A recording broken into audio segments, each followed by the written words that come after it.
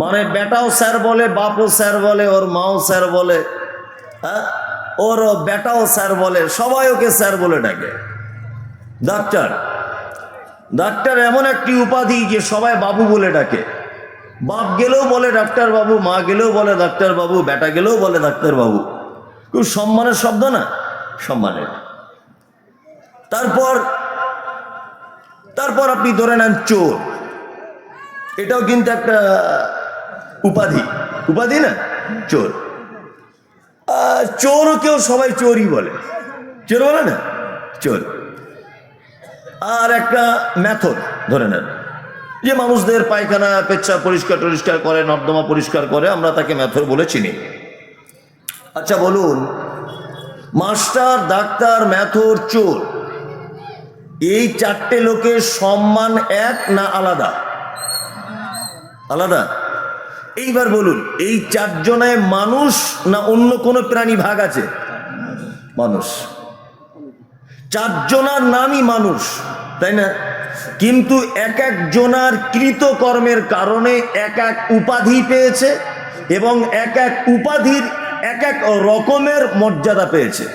চোর ধরা পড়লেও বাপও মারে, বেটাও মারে, ওর মাও ঝাঁটালিয়ে চান্স লাগায় একঘা দিলে হয়, তাই না? আর মাস্টার, এর সম্মান আলাদা, প্রফেসর সম্মান আলাদা, জি, ডাক্তার বাবু সম্মান আলাদা। তার মানে সবাই মানুষ, কিন্তু কৃতকর্মের পরিবর্তনে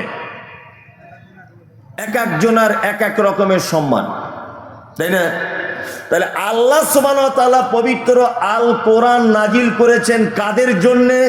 আবার বলুন, মনুষ্য জাতির জন্যে। এই দেখুন, আল্লাহ তাআলা আবার কোথাও কোথাও কোরআন মাজিদে বলে দিয়েছেন কি? কাফিরুন, তারা কাফের। মুশরিকুন, তারা মুশরিক। ফাসিকুন, তারা ফাসিক। মুত্তাকিন, তারা মুত্তাকি।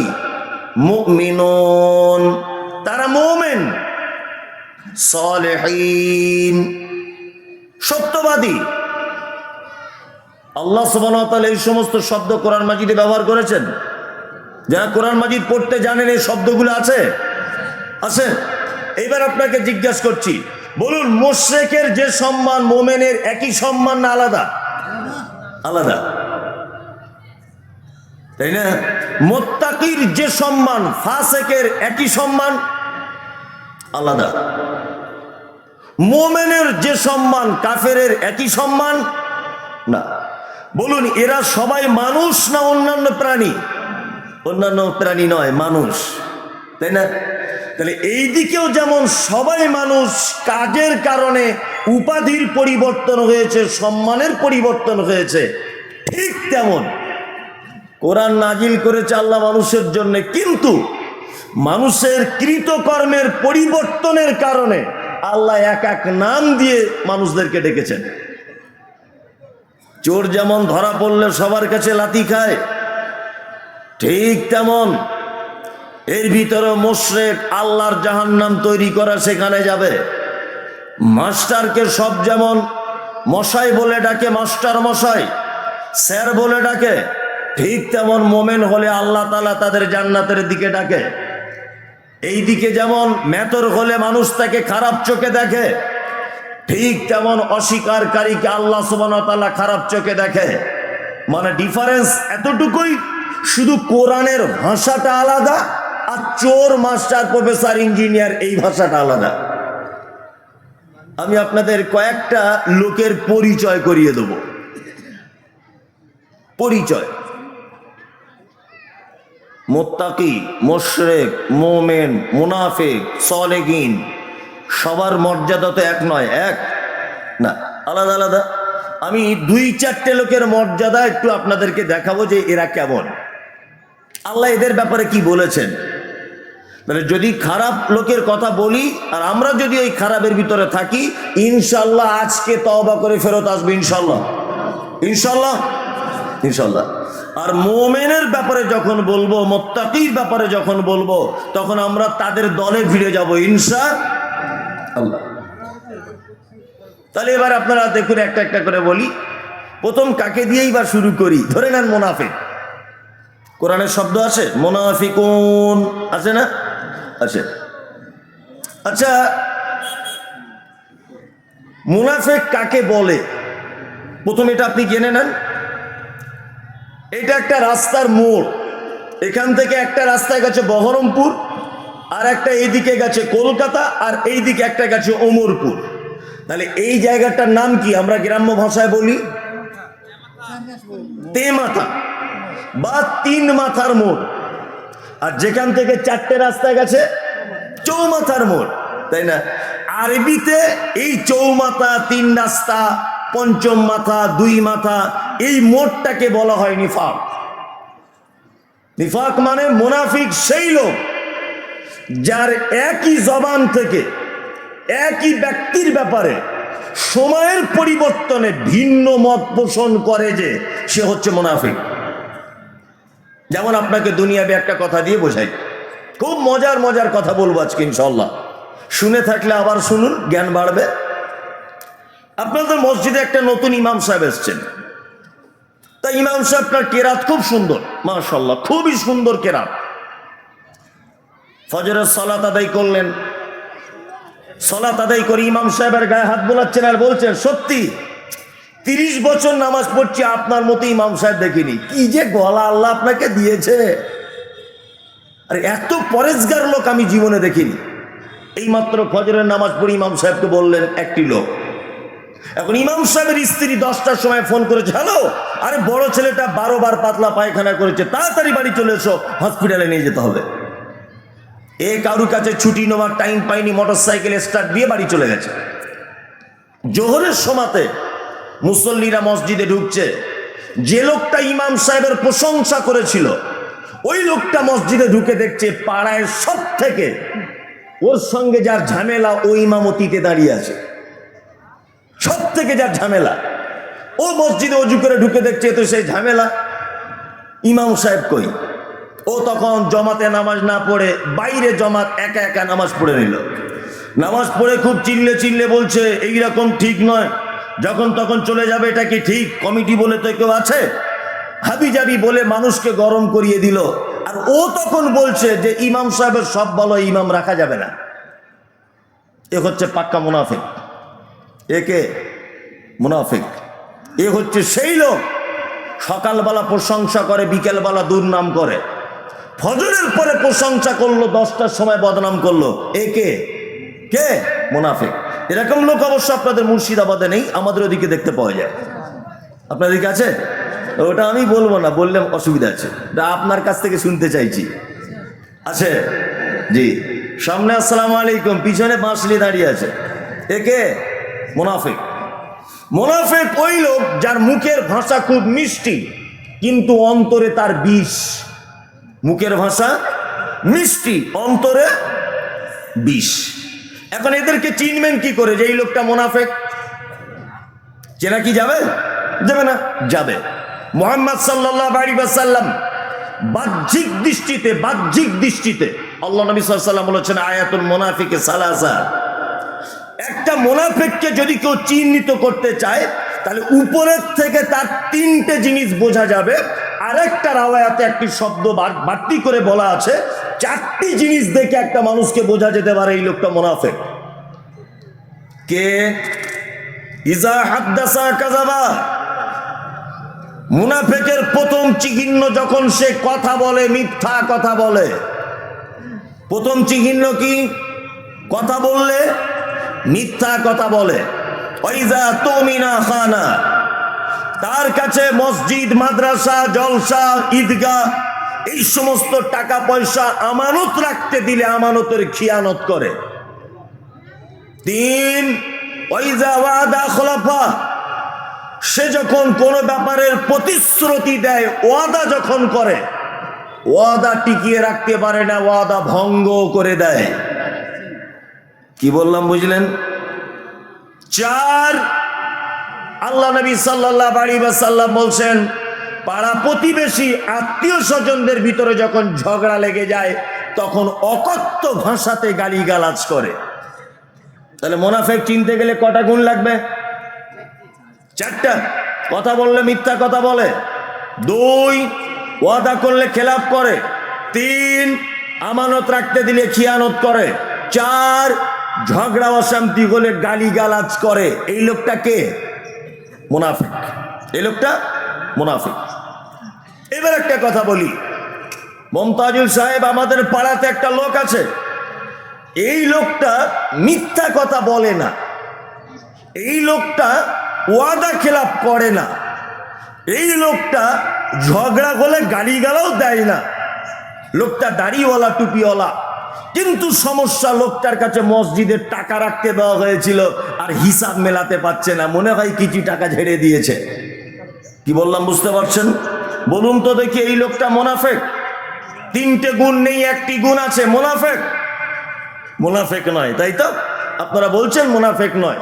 এবার আমি একটা কথা বলি, ছোটবেলাতে যখন দেখবেন পাছাতে, পিঠে, গায়ে, হাতে ফোঁড়া হতো, ফোঁড়া বুঝেন তো?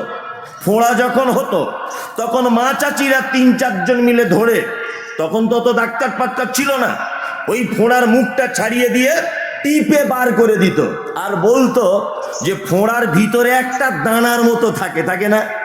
মা চাচিরা বলে এই দানা যতক্ষণ না বার হবে ততক্ষণ তোর ফোঁড়া ছাড়বে না, ও আবার পাছায় গিয়ে নতুন করে উঠবে। বলতো না আগেকার? পাছার ফোঁড়ার দানা যদি বার না করো, ওইটা আবার তোমার হাঁটুতে গিয়ে উঠবে ওই ফোঁড়া, বলতো না? বলতো।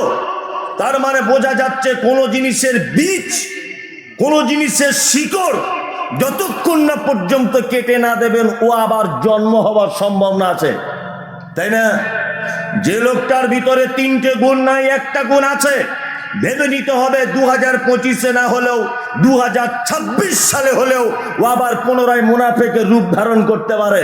ওই জন্য মুহাম্মদ সাল্লাল্লাহু আলাইহি ওয়াসাল্লাম তিনি বলেছেন, যার ভিতরে 1টা গুণও রয়েছে, ওর ভিতরে মুনাফিকের একটি সিফাত, একটি গুণ থেকে গেছে, এইটা বার হওয়া না পর্যন্ত ওর নাম মুনাফিকের কাঁটা থেকে কাটা যাবে না।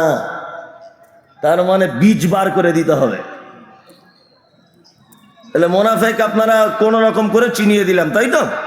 উপরে উপরে দেখতে পাবেন, কথা বললে দেখবেন ঘন ঘন মিথ্যা কথা বলে, ওয়াদা করলে খেলাপ করে, আর প্রতিশ্রুতি দিলে রক্ষা করে না, আমানত রাখতে দিলে রাখতে পারে না, ঝগড়া হলে গালাগালি দেয়। 4টে বাহ্যিক দৃষ্টিতে দেখিয়ে দিলাম, তাই তো?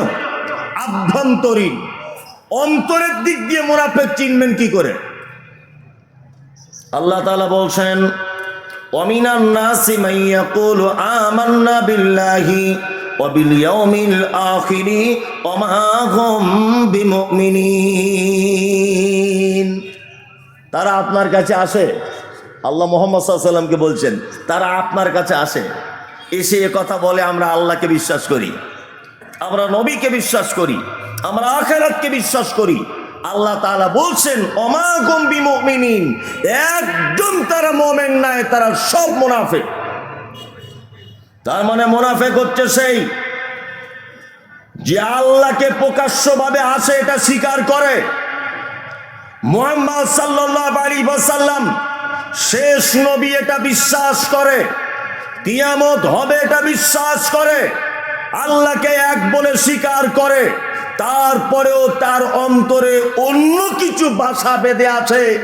এ হচ্ছে মুনাফিকের আর এক দলের কোয়ালিটির লোক, যে মুখে বলে আল্লাহকে বিশ্বাস করি, মুখে বলে সব ক্ষমতার মালিক কে? জোরে বলুন, সব ক্ষমতার মালিক কে?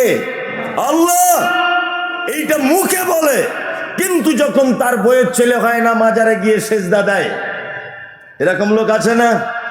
একে মুনাফিক। ও মুখে বলে রুজির মালিক আল্লাহ, তবুও দোকান করে আয়াতুল কুরসি তাবিজ করে টাঙিয়ে রেখেছো, মুনাফিক।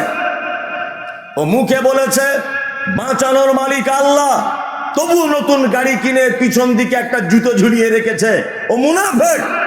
কারণ ও অন্তরে এক রকমের আমল করে আর মনে বলে আল্লাহ সমস্ত ক্ষমতার মালিক, কিন্তু সমস্ত ক্ষমতার মালিক আল্লাহ এ কথা মুখে বলে, অন্তরে ওর বইয়ের ছেলে না হলে পীর সাহেবের মাজারে যায়। একে মুনাফিক। তাহলে এদের একটা চেনার ব্যাপার, যেটা মুখে একরকম বলে আর অন্তরে কি আর এক রকমের থাকে। এইবার একটা কথা আপনাদের বলি, এইটা হচ্ছে সব থেকে বড় মজার ব্যাপার। পৃথিবীর সব থেকে বড় পাপের নাম কি বলুন? শিরক। শিরক, তাই তো সব থেকে বড় পাপ। দ্বিতীয় বড় পাপ ধরে নেন কি হতে পারে? একটা আন্দাজি বলুন। মানুষের সাথে জড়িত পাপ দ্বিতীয়। তৃতীয় পাপ আব্বা মাকে গালি দেওয়া। চতুর্থ পাপ এতিমের মাল আত্মসাৎ করা। পঞ্চম নম্বরে বড় পাপ মিথ্যা সাক্ষ্য প্রদান করা। তারপরে বড় পাপ সুদের টাকা খাওয়া। তারপরে বড় পাপ কোন মানুষকে অন্যায়ভাবে হত্যা করা। তারপরে বড় পাপ ব্যভিচারে লিপ্ত হওয়া। তার উপরে বড় পাপ ধরে নেন মদ পান করা। তাহলে পাপের জগতের সব থেকে বড় পাপ কাবিরা পাপ 70টি। কটি? 70টি বড় পাপ কাবিরা পাপ। যে পাপের ব্যাপারে আল্লাহ সুবহানাহু ওয়া তাআলা সাজা ঘোষণা করেছেন, না হলে যে পাপের জরিমানা করেছেন, না হলে যে পাপ বড় বলে আল্লাহ সুবহানাহু ওয়া তাআলা বা মুহাম্মদ সাল্লাল্লাহু আলাইহি ওয়াসাল্লাম আখ্যায়িত করেছেন। পৃথিবীতে 70টি সিরিয়ালের দিক দিয়ে কাবিরা পাপ বড় পাপ পাওয়া যায়। এবার আপনার কাছে আমার বলার উদ্দেশ্য সেটা হচ্ছে এই, পৃথিবীতে একটি পাপীকে আপনি দেখাতে পারবেন না যে পাপীকে আল্লাহ তাআলা বলছেন যে জাহান্নামের একেবারে নিম্ন স্তরে থাকবে। এ কথা আল্লাহ তাআলা বলছেন না, আল্লাহর নবী বলছেন না। একটা মানুষ শিরিক করতে পারে, কবরে সেজদা দিতে পারে, মাজারে সেজদা দিতে পারে, বাবার পা ধরে চুম্বন করতে পারে, লোকটা পাপ করেছে, বিনিময়ে জাহান্নাম যেতে পারে। তবে জাহান্নামের কোন জায়গায় থাকবে কথা আল্লাহর নবী কিছু বলছেন না।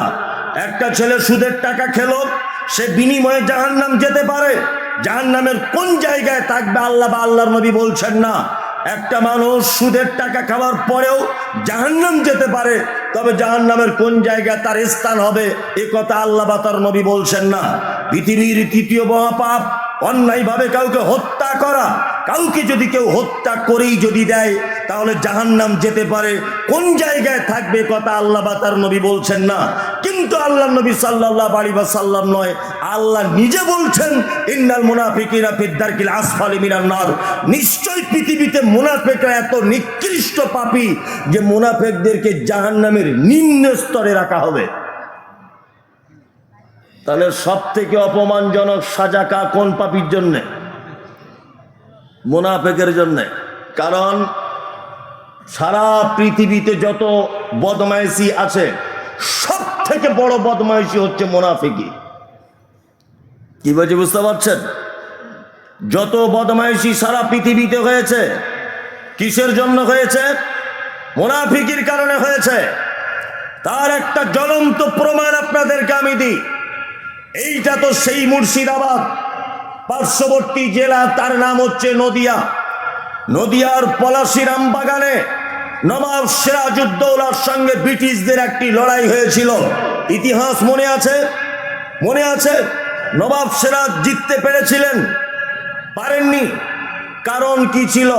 কারণ ছিল এই, নবাব সিরাজের বাড়িতে থেকেছে, তার গাড়িতে চেপেছে, তার বাড়িতে খেয়েছে, তার সুখ স্বাচ্ছন্দ্যে ভাগ বসিয়েছে। তার নাম মীর জাফর আলী। জানেন, নবাব সিরাজ ব্রিটিশদের উৎখাত করার জন্য পলাশী রামবাগানে ব্রিটিশদের যে কৌশলে তিনি মারবেন বলে পদক্ষেপ নিয়েছিলেন, সমস্ত রণকৌশল এবং সমস্ত আভ্যন্তরীণ কথাগুলি এই নবাব সিরাজউদ্দৌলার সমস্ত কথাবার্তারা মীর জাফর আলী ব্রিটিশদের কাছে প্রকাশ করে দিয়েছিলেন আগে থেকে। ওই জন্যই তো বলা হয় মীর জাফর, তাই না? তার মানে আপনি যদি দেখেন সারা পৃথিবীর মানচিত্র ঘেটে, সারা পৃথিবীতে যত জায়গায় মুসলিমদের বিপর্যয় এসেছে, যত জায়গায় মুসলিমরা মার খেয়েছে, সমস্ত জায়গাতে মুনাফিকদের হাত রয়েছে। সমস্ত জায়গাতে মুনাফিকরা আছে, আছে না? আর একটা দৃষ্টান্ত দিই। এখানে হানাফি, সাফি, মালিকি, হাম্বলি, দেওবন্দি, জামাত ইসলামী, পাথরচাপড়ি, আজমিরি, কাশ্মীরি, আহলে হাদিস, জামাত ইসলামী সবাই থাকতে পারেন। কোন দলকে আমি টার্গেট করে বলছি না। আপনারা জানেন সারা ভারতবর্ষের একদম ঐতিহ্যবাহী জায়গা, তার নাম মুম্বাই। এই মুম্বাইয়ের একজন ছেলে, তার নাম ডাক্তার জাকির নায়েক। শুনেছেন নাম? লোকটার বক্তব্য শোনেন, শোনেন। সকলে, আমিও প্রতিনিয়ত শুনি, বড় আফসোস লাগে। আমি প্রথম যখন বক্তব্য রেখেছি তখন আমি কথা বলেছি যে ডাক্তার জাকির নায়েককে দেশ ছাড়ার জন্যে সব থেকে বড় দায়ী নরেন্দ্র মোদী, তারপরে বড় দায়ী অমিত শাহ, তারপরে দিলীপ বাবু। এইরকম অজস্র বক্তব্য আমি নিজে মুখে দিয়েছি যে এরা মনে হয় ডাক্তার জাকির নায়েককে দেশ ছাড়তে বাধ্য করে দিয়েছে।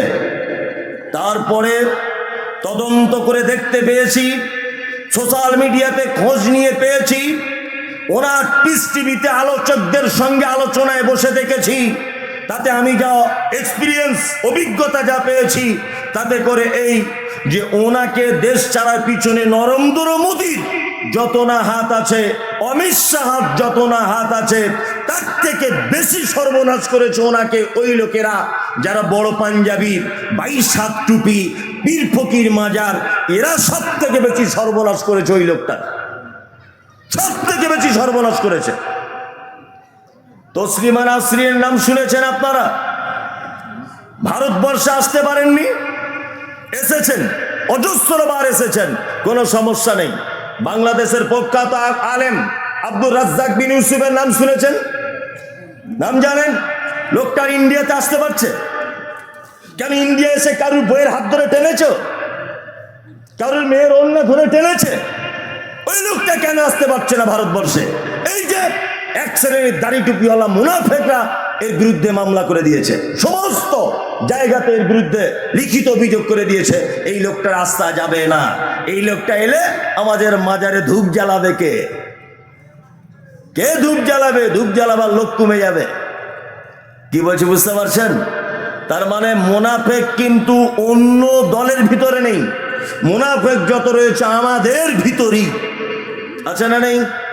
আচ্ছা, মুনাফেক কত খাতারনাক এবার একটা কথা বলি।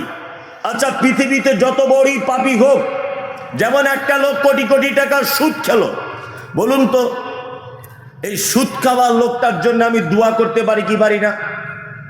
পারি, যে আল্লাহ আমার ভাই সুদ খেত, ওকে একটু ক্ষমা করে দাও, এটা বলতে পারি কি পারি না? পারি। আমার স্ত্রী পাপ কাজে লিপ্ত হয়ে মারা গেছে, আমি আমার স্ত্রীর জন্য দোয়া করতে পারি কি পারি না? আমি আমার আব্বা পাপী মানুষ, আমি আমার আব্বার জন্য দোয়া করতে পারি কি পারি না? পারি। আল্লাহ তাআলা কোরআন মাজিদ আয়াত অবতীর্ণ করলেন পৃথিবীর নিকৃষ্ট পাপীদের ব্যাপারে ইস্তাগফির। আল্লাহ নবীকে বলছেন ইস্তাগফির, আপনি ক্ষমা প্রার্থনা করেন। আওলা তাস্তাগফির, ক্ষমা প্রার্থনা নাই বা করেন। ইন তাস্তাগফির লাকুম ৭০ মাররাতান, আপনি যদি মুনাফেকদের জন্য একদিনে ৭০ বার যদি ক্ষমা প্রার্থনা করেন, ফালাই ইয়াগফির আল্লাহু লাকুম, তারপরেও আমি আল্লাহ কখনো মুনাফেকদের ক্ষমা করব না। এখানে একটা মজার ব্যাপার, আমি মমতাজুল ইসলাম, আমি তো পাপী লোক, আমি এই লোকটার জন্য দোয়া করছি, এই দোয়া কবুল হতে পারে, নাও পারে, তাই না? পারে কি? হতে পারে, নাও পারে। আল্লাহ নবীকে বলছেন কি ইস্তাগফির, আপনি ক্ষমা প্রার্থনা করেন। আওলা তাস্তাগফির, ক্ষমা প্রার্থনা নাই বা করেন। ইন তাস্তাগফির লাহুম ৭০ মাররাতান, আপনি যদি একদিনে মুনাফিকদের জন্য ৭০ বার যদি আপনি ক্ষমা প্রার্থনা করেন, ফালাই ইয়াগফির আল্লাহু লাহুম, তারপরেও আমি আল্লাহ মুনাফিকদের ক্ষমা করব না। তার মানে বুঝতে পারা যাচ্ছে পৃথিবীর জঘন্যতম পাপীর নাম মুনাফিক। আর একটা আশ্চর্য কথা বলি আপনাদের। আচ্ছা বলুন তো, পৃথিবীতে যত পাপী আছে, কোন পাপীর ব্যাপারে ডাইরেক্ট বলা আছে কোরআনে বা হাদিসে যে ওর জানাজা পড়া যাবে না? আচ্ছা, বেনামাজির জানাজা পড়া ডাইরেক্ট কোথাও লেখা নেই যে ওর জানাজা পড়া যাবে না। ওলামারা ইস্তিহাদ করে হয়তো কেউ কেউ বলেছেন যে না, ওর জানাজা পড়া ঠিক নয়। কি বললাম বুঝলেন? এই কথা বলেছেন, ডাইরেক্ট তার জানাজা পড়া যাবে না। একটা লোক, আল্লাহ রসুল কোনো জানাজায় ছিলেন, জিজ্ঞাসা করছেন লোকটার ঋণ আছে, ঋণ দেনা পাওনা কিছু আছে? একজন বলছেন আল্লাহ রসুল ঋণ আছে। আল্লাহ রসুল তখন চলে গেলেন, গিয়ে বললেন তোমরা জানাজা পড়ো, আমি পড়ছি না। তোমরা পড়ো, আমি পড়ছি না। ঋণগ্রস্ত ব্যক্তির জানাজা আল্লাহর নবী সাল্লাল্লাহু আলাইহি ওয়াসাল্লাম পড়েননি, ভালো করে বুঝবেন। কিন্তু আল্লাহ নবী সাল্লাল্লাহু আলাইহি ওয়াসাল্লাম মানা করেননি যে তোমরা কেউ পড়ো না, মানা করেননি। তিনি পছন্দ করেননি ঋণগ্রস্ত মানুষের জানাজা পড়তে, কিন্তু ডাইরেক্ট তিনি বলেননি ওদের জানাজা পড়া যাবে না। এইবার একটা মজার কথা বলি, তখনকার দিনের সব থেকে বড় মুনাফিকের নাম কি? আব্দুল্লাহ ইবনে উবাই ইবনে সুলুল, তাই না? আব্দুল্লাহ ইবনে উবাই মারা গেলেন, মনোযোগ দিয়ে শুনবেন এটা। আব্দুল্লাহ ইবনে উবাই মারা গেলেন বলা যাবে না, মারা গেল। ওর জন্য আর আপনি বলে লাভ নেই, মারা গেল। এইদিকে ফিরে ওকে কি দেখছেন? আমার দিকে ফিরুন। আব্দুল্লাহ ইবনে উবাই মুনাফিকদের সর্দার মারা গেল। তার বেটার নাম কি? আব্দুল্লাহ। ঠিক, আব্দুল্লাহ। আব্দুল্লাহ তার বেটা। যখন আব্দুল্লাহ ইবনে উবাই মারা গেল, তখন আব্দুল্লাহ আস্তে আস্তে করে আল্লাহর নবীকে এসে বলছেন, আল্লাহর নবী, আমি চাইছি যে আমার আপনার পরনের কাপড়টা আমার আব্বার কাফন হোক, এটা আমি চাইছি। তা আল্লাহ নবী সাল্লাল্লাহু আলাইহি ওয়াসাল্লাম কাপড়টা দিয়ে দিলেন, যাও তোমার আব্বার কাপড় হবে, কাফন হবে, নিয়ে যাও। হযরত ওমর তো রাগী মানুষ ছিলেন, রাগী মানুষ ছিলেন না? হযরত ওমর তো রেগে বম হয়ে যাচ্ছে যে মুনাফিকদের সর্দার, তার কাফনের কাপড় আল্লাহর নবী নিজের জামা খুলে দিচ্ছেন, আশ্চর্য ব্যাপার। কিন্তু হযরত ওমর কিছু বলতে পারছেন না। আব্দুল্লাহ আরেকটু এগিয়ে গিয়ে আবার ফেরত এসে আল্লাহর নবীকে বলছেন, আল্লাহর নবী, আমি চাই আমার আব্বার জানাজাটা আপনি পড়ান। এবার আল্লাহ রাসূল উঠছেন, জানাজা পড়াবেন, উঠছেন, জানাজা পড়তে যাবেন, কে উঠছেন? আল্লাহ রাসূল। যখন আল্লাহ রাসূল উঠছেন, হযরত ওমর জামাটা এইভাবে ধরলেন আল্লাহ রাসূলের। আল্লাহর নবী, আপনি কার জানাজা পড়তে যাচ্ছেন? ও তো মুনাফিকদের সর্দার। আল্লাহ নবী তখন বলছেন, ওমর, আমাকে যে এখনো কিছু বলা হয়নি, আমাকে যে এখন এই ব্যাপারে কিছু বলা হয়নি, ভালো করে বুঝবেন। হযরত ওমর এই কথা শুনে নিজেকে লজ্জিত মনে করলেন যে আল্লাহ নবীকে মানা করছে না, অথচ আমি একজন সাধারণ সাহাবী হয়ে আল্লাহ নবীকে মানা করে দিলাম। কি অন্যায় করলাম, কি ভুল করলাম, মনে করে এই ভুল আর জীবনে কোনোদিন ক্ষমা হবে না। আল্লাহ নবী সাল্লাল্লাহু আলাইহি ওয়াসাল্লাম জানাজার সালাতের ইমামতি করলেন, ভালো করে বুঝবেন। আচ্ছা বলুন তো, নবীজির পরে যদি কেউ নবী হতো, হতো কে? ওমর। কেন ওমর হতেন? সাহাবীদের ভিতরে সব থেকে বিচক্ষণ সাহাবী, তার নাম ওমর। দুই, হযরত ওমরের রায়ের ব্যাপারে কোরআন মাজিদের আয়াত পর্যন্ত অবতীর্ণ হয়েছে। জানাজার নামাজ শেষ, হযরত ওমরের মন খারাপ যে আমি আল্লাহর নবীকে জানাজা পড়তে মানা করলাম, অথচ নবীজি জানাজা পড়লেন আর আমি মানা করে দিলাম। সঙ্গে সঙ্গে কোরআনের আয়াত অবতীর্ণ হলো, ওয়ালা তুসাল্লি আলা আহাদিন মিনহুম মাতা আবাদা ওয়ালা তাকুম আলা কবরিহি ইন্নাহুম কাফারু বিল্লাহি ওয়া রাসূলি ওয়া মাতুহুম ফাসিকুন। আল্লাহ নবীকে জানাজার মাটি জানিয়ে দিচ্ছেন, মুহাম্মদ, ওয়ালা তুসাল্লি আলা আহাদিন মিনহুম মাতা আবাদা, মুনাফিকদের কেউ মারা গেলে পশ্চিম কালেও আপনি তাদের জন্য সালাত আদায় করবেন না। ওয়ালা তাকুম আলা কবরিহি, জানাজা তো দূরের কথা, তাদের কবরের সাইডে পর্যন্ত আপনি দাঁড়াবেন না। তাহলে রায়টা আল্লাহ দিলেন কার পক্ষে? হযরত ওমরের পক্ষে নয়। হ্যাঁ, হযরত ওমর তো এই রায় দিয়েছিলেন, হযরত ওমরের পক্ষে এই রায় হয়ে গেল। আল্লাহু আকবার। কারণ আল্লাহ তাআলা বলছেন, ইন্নাহুম কাফারু বিল্লাহি, নিশ্চয়ই তারা অস্বীকার করেছে আল্লাহকে এবং তার রাসূলকে, এবং তারা মৃত্যুবরণ করেছে ফাসিক অবস্থায়। তার মানে একটা স্পষ্ট দলিল পবিত্র আল কোরআন থেকে এটা পাওয়া যায় যে মুনাফিকদের কেউ মারা গেলে আল্লাহ তাআলা বলেছেন, ওয়ালা তুসাল্লি আলা আহাদিন মিনহুম মাতা আবাদা ওয়ালা তাকুম আলা কবরিহি।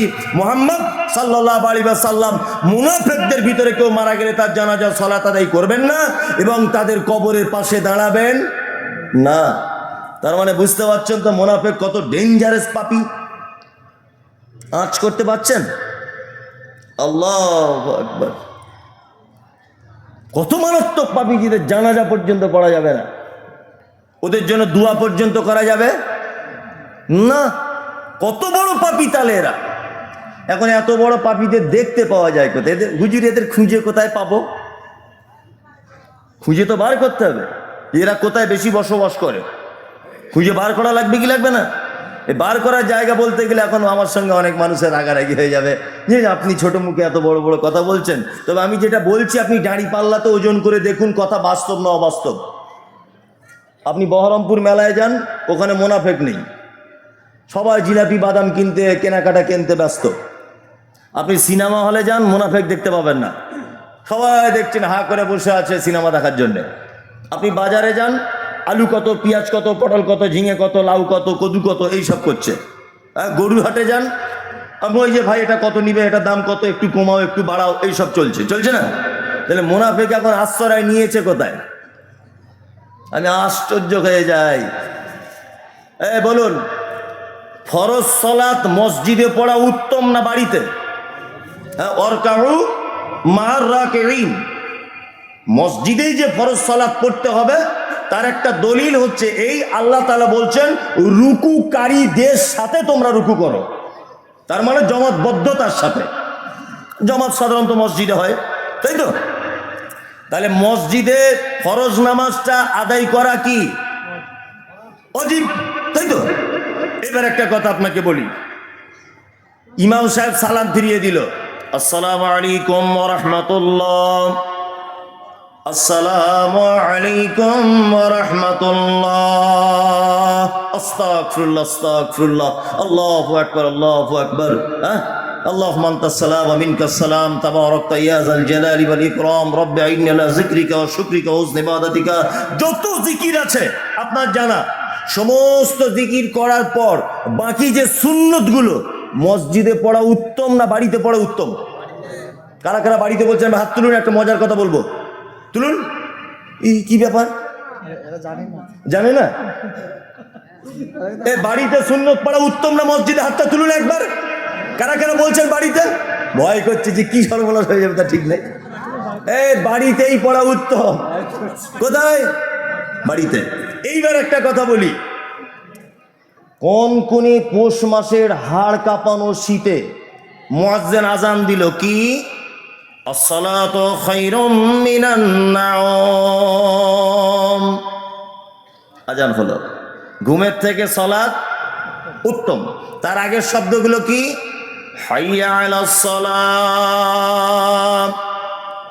নামাজের দিকে চলে এসো। দয়ারা নবী বলছেন, মুয়াজ্জিন রে, তাদেরকে যদি শুধু নামাজের কথা বলো তাহলে তারা নাও আসতে পারে। মুয়াজ্জিন তুমি তারপরে আবার বলো হাইয়া আলাল ফালাহ, তোমরা নামাজ পড়তে আসবে, শুধু তাই নয় তোমরা নিজেদের কল্যাণের জন্য মসজিদে এসো। বলে না? বলে। তাহলে হাড় কাঁপানো শীতে, হাড় কাঁপানো ঠক ঠক করতে করতে মসজিদে গেলাম, এশার নামাজ পড়তে, এশার সালাত আদায় করতে।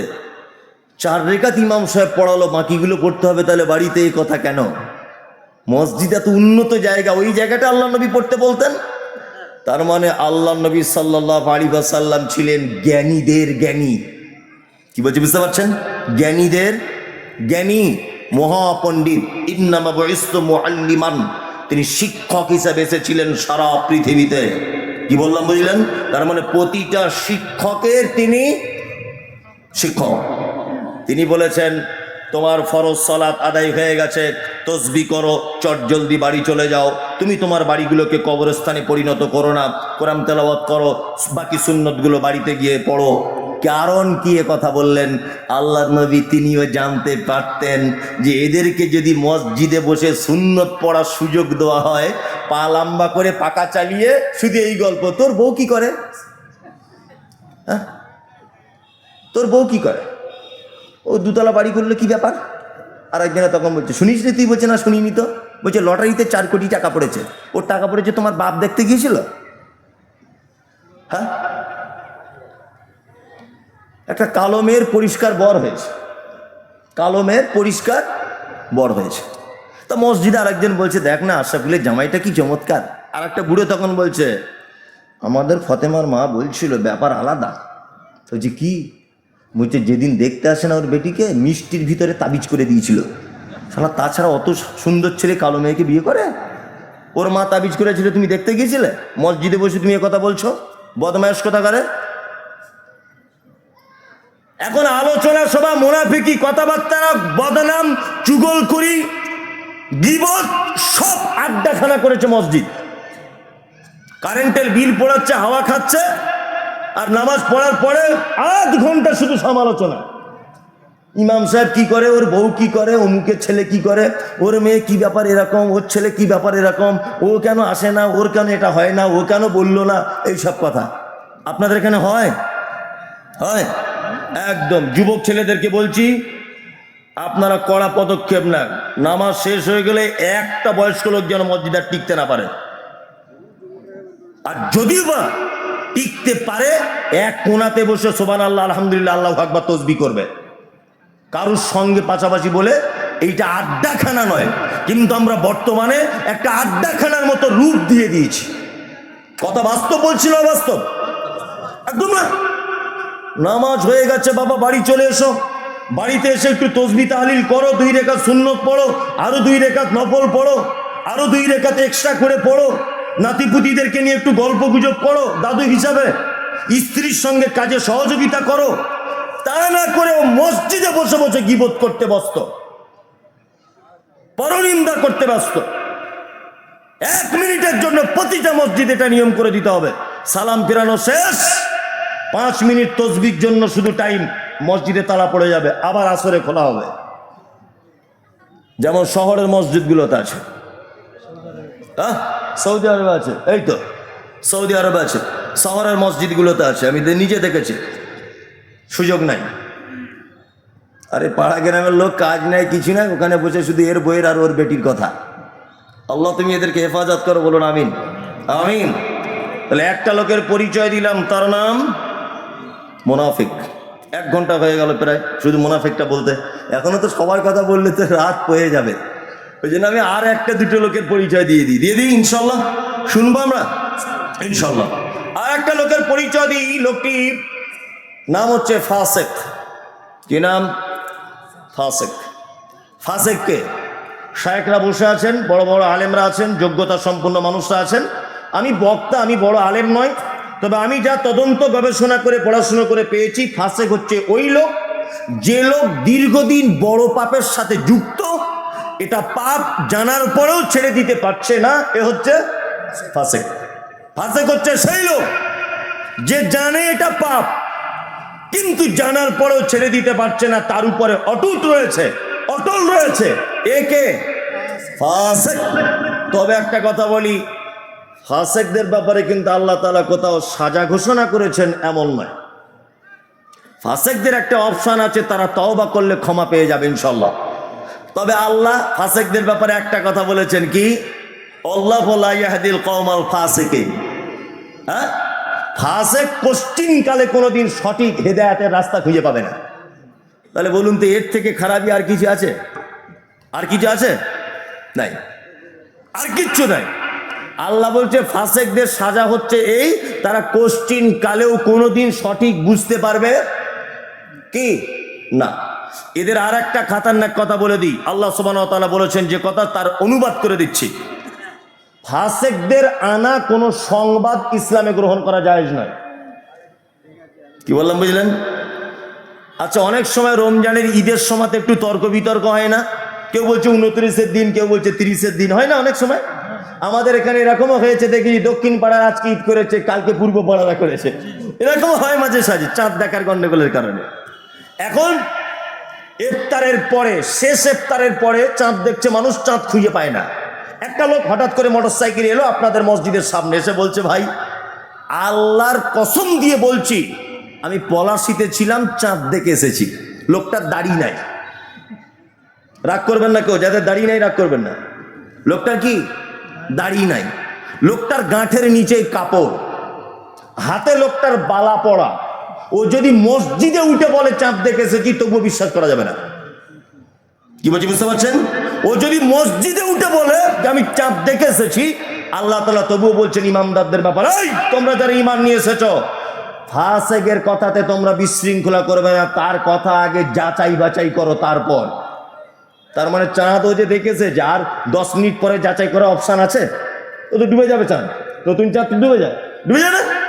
তার মানে বোঝা যাচ্ছে এ ফাসেক, কারণ দাড়ি নাই, গাঁঠের নিচে কাপড়, হাতে বালা পড়া, 5 ওয়াক্ত সালাত আদায় করে না, এ ফাসেক। এর কোনো সাক্ষী গ্রহণ করা যাবে না। চলুন ফাসেকদের অবস্থা কি বলি। ফাসেকদের অবস্থা হচ্ছে এই যে এদেরকে আপনারা যতই সঠিক রাস্তার দিকে নিয়ে যেতে চান, কোশ্চিন কালেও সে রাস্তাতে হাঁটবে না। এটা ফাসেকদের একটি গুণ। আমি মাঝে সাঝে অবাক হয়ে যাই। আমি বারবার বলছি এ কথা আল্লাহ নবী সাল্লাল্লাহু আলাইহি ওয়াসাল্লাম বলেছে, আর ও বারবার বলছে এ কথা আবু হানিফা বলেছে। আমি বারবার বলছি এ কথা মুহাম্মদ সাল্লাল্লাহু আলাইহি ওয়াসাল্লামের কথা, ও বলছে এটা আব্দুল কাদের জিলানীর কথা। বারবার আমি বলছি এটা মুহাম্মদ সাল্লাল্লাহু আলাইহি ওয়াসাল্লামের কথা, ও বারবার বলছে খাজা মঈনুদ্দিন চিশতির কথা। তার মানে আল্লাহর নবীর হেদায়েত প্রাপ্ত রাস্তাতেও হাঁটতে চাইছে না, ও চিশতির রাস্তাতে হাঁটবে, ও অমুক হুজুরের রাস্তাতে হাঁটবে, সঠিক মুহাম্মদ সাল্লাল্লাহু আলাইহি ওয়াসাল্লামের রাস্তাতে হাঁটতে পারবে না।